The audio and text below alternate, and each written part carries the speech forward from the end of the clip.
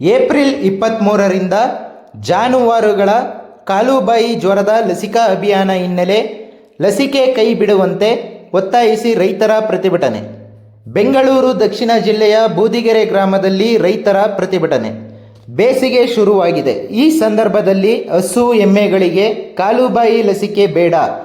ಜಾನುವಾರುಗಳಿಗೆ ತಡೆದುಕೊಳ್ಳುವ ಶಕ್ತಿ ಸಾಮರ್ಥ್ಯ ಹೊಂದಿಲ್ಲ. ಲಸಿಕೆಗೆ OTP ಪದ್ಧತಿ ಮಾಡಿದ್ದಾರೆ. ಇದನ್ನು ಮೊದಲು ತೆಗೆದುಹಾಕಬೇಕು. ವೈದ್ಯರ ತಂಡ ರಚಿಸಿ ಬಳಿಕ ಲಸಿಕೆ ಅಭಿಯಾನ ಮಾಡಿ. ಇಲ್ಲದಿದ್ದರೆ ಮುಂದಿನ ದಿನಗಳಲ್ಲಿ ಉಗ್ರ ಹೋರಾಟ ಮಾಡುವುದಾಗಿ ಎಚ್ಚರಿಕೆ. ಕರ್ನಾಟಕ ರಾಜ್ಯ ರೈತ ಸಂಘ ತನ್ನ ರೈತರುಗಳಿಗಿರ್ತಕ್ಕಂಥ ಅನೇಕ ತೊಡಕುಗಳ ಬಗ್ಗೆ, ವಿಶೇಷವಾಗಿ ಪಶು ಇಲಾಖೆ ಮತ್ತು ಪಶುಪಾಲನಾ ಇಲಾಖೆಯಲ್ಲಾಗಿರ್ತಕ್ಕಂಥ ತೊಂದರೆಗಳ ಬಗ್ಗೆ ನಮ್ಮ ಒಕ್ಕೊತ್ತಾಯಗಳು ಸೆಕ್ರೆಟರಿ, ಆಯುಕ್ತರು ಮತ್ತು ನಿರ್ದೇಶಕಗಳಲ್ಲಿ ಅದೇನಂತ ಹೇಳಿದ್ರೆ, ಇದೇ ತಿಂಗಳು 23ನೇ ತಾರೀಕು ಕಾಲು ಬಾಯಿ ರೋಗದ ಲಸಿಕೆಗಳನ್ನು ಪಶುಗಳಿಗೆ ಕೊಡ್ತಕ್ಕಂಥ ಕಾರ್ಯಕ್ರಮ ಹಮ್ಮಿಕೊಳ್ಳಿರುವುದ್ರ ಬಗ್ಗೆ ಗಮನಿಸಿದ್ದೀವಿ. ಈ ಸಂದರ್ಭದಲ್ಲಿ ಲಸಿಕೆ ಕೊಡೋದಕ್ಕೆ ನಮ್ಮ ಪ್ರಾಂತ್ಯದಲ್ಲಿ 39 ಡಿಗ್ರಿಗೂ ಹೆಚ್ಚು ಪರ್ಸೆಂಟೇಜ್ ಟೆಂಪರೇಚರ್ ಇರುತ್ತೆ.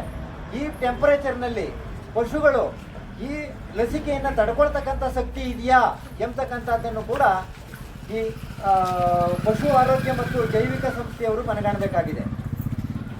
ಎರಡನೇದು, ಈ ರೀತಿ ಲಸಿಕೆ ಕೊಡುವಾಗ OTP ಪದ್ಧತಿಯನ್ನು ಜಾರಿ ತಂದಿರ್ತೀವಿ ಎಂಬತಕ್ಕಂಥದ್ದನ್ನು ಗಮನಿಸಿದ್ದೀವಿ.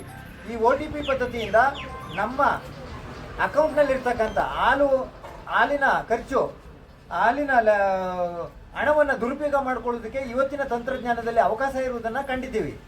ಅದಕ್ಕೋಸ್ಕರವಾಗಿ ಈ OTP ನಮಗೆ ಸಮಂಜಸವಲ್ಲ. ಎರಡನೇದು, ನಮ್ಮ ಗ್ರಾಮಗಳಲ್ಲಿ ಟವರ್ ಮೊದಲನೇದಾಗಿ ಸಿಗಲ್ಲ. ಅನೇಕ ಗ್ರಾಮಗಳಲ್ಲಿ ಟವರ್ ಸಿಗಲ್ಲ, ಎರಡನೇ ಕೊರತೆ. ಮೂರನೇದಾಗಿ, ರೈತರು ಅವಿದ್ಯಾವಂತರು, ಇವರಿಗೆ OTP ಹೇಳ್ತಕ್ಕಂಥ ಸಾಮರ್ಥ್ಯ ಇಲ್ಲ. ಈ ಎಲ್ಲ ಕಾರಣಗಳಿಂದ ನಮಗೆ ಈ ಲಸಿಕಾ ತಂಡಕ್ಕೆ ನಾವು ಈ OTP ಸಿಸ್ಟಮನ್ನು ತೆಗೆದುಹಾಕಬೇಕು. ಎರಡನೇದಾಯಿತು. ಮೂರನೇ ವಿಚಾರದಲ್ಲಿ, ಈ ಲಸಿಕೆ ಕಾರ್ಯಕ್ರಮಕ್ಕೆ ಸ್ಥಳೀಯ ವೈದ್ಯರನ್ನು ಉಪಯೋಗಿಸ್ಕೊಳ್ಳೋದು ನಮ್ಮ ಸಹಾಯಕರಾಗಿ ಉಪಯೋಗಿಸ್ಕೊಳ್ಳಿ. ಸಂಪೂರ್ಣವಾಗಿ ಹೊಣೆಗಾರರನ್ನು ಮಾಡಿ ಅವ್ರನ್ನೇ ಉಪಯೋಗಿಸ್ಕೊಳ್ಳೋದ್ರಿಂದ ಅವರ ಅವೈಲಬಿಲಿಟಿ ಎಲ್ಲಿ ಆಸ್ಪತ್ರೆಗಳಲ್ಲಿ ಸಿಗಲ್ಲ. ಈ ಊರಿಂದ ಆ ಊರಿಗೆ ಅಲಿಯೋದೇ ಆಯ್ತದೆ. ಮತ್ತು ಕೆಲಸ ಕಾರ್ಯಗಳನ್ನು ವೇಗವಾಗಿ ಶೀಘ್ರವಾಗಿ ಮುಗಿಸುವುದಕ್ಕೆ ಸಾಧ್ಯವಾಗಲಾರದು ತಾಂತ್ರಿಕ ತೊಡಕುಗಳಿಂದಾಗಿ. ಆ ಕಾರಣದಿಂದ ದಯವಿಟ್ಟು ಈ ಒಂದು ಸಿಸ್ಟಮನ್ನು ತೆಗೆದು ಈ ಲಸಿಕೆ ಕಾರ್ಯಕ್ರಮಕ್ಕಾಗಿ ವಿಶೇಷ ತಂಡವನ್ನೇ ರಚನೆ ಮಾಡಿ, ವೈದ್ಯರ ತಂಡವನ್ನೇ ರಚನೆ ಮಾಡಿ ಇದನ್ನು ಅನುಷ್ಠಾನ ತನ್ನಿ.